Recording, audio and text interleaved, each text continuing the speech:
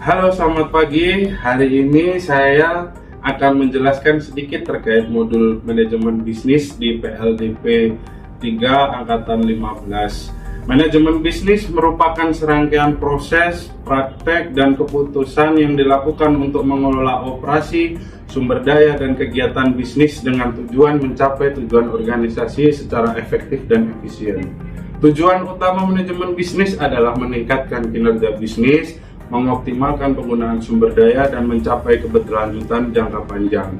Manajemen bisnis juga melibatkan berbagai aspek yang meliputi perencanaan, pengorganisasian, pengarahan, pengendalian, dan pengambilan keputusan. Selanjutnya, manajemen bisnis juga mencakup berbagai bidang fungsional seperti manajemen keuangan, pemasaran, sumber daya manusia, produksi, dan lain sebagainya. Modul pertama adalah Plantation Management Skill yang mencakup terkait dengan gambaran umum, pengantar, manajemen, prinsip bisnis, karakter proses bisnis, sistem agribisnis, dan kemitraan. Modul selanjutnya adalah sistem perencanaan dan pengendalian manajemen. Manajemen merupakan sebuah proses perencanaan, pengorganisasian, menggerakkan dan mengarahkan serta mengontrol aktivitas organisasi untuk tujuan organisasi dapat dicapai.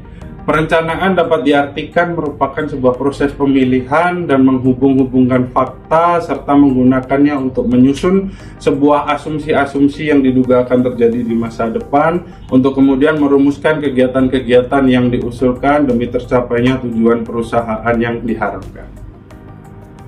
Kontrol sistem merupakan seperangkat sistem formal maupun non-formal dalam sebuah organisasi yang digunakan untuk mengendalikan tujuan organisasi.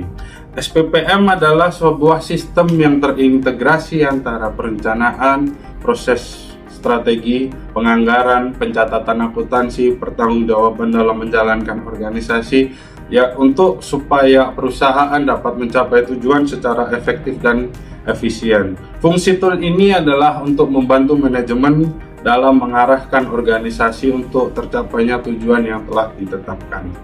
Yang terakhir adalah modul problem solving dan decision making. Problem solving adalah proses kognitif yang dilakukan untuk mengidentifikasi, menganalisis, dan menemukan solusi dari masalah atau tantangan yang dihadapi.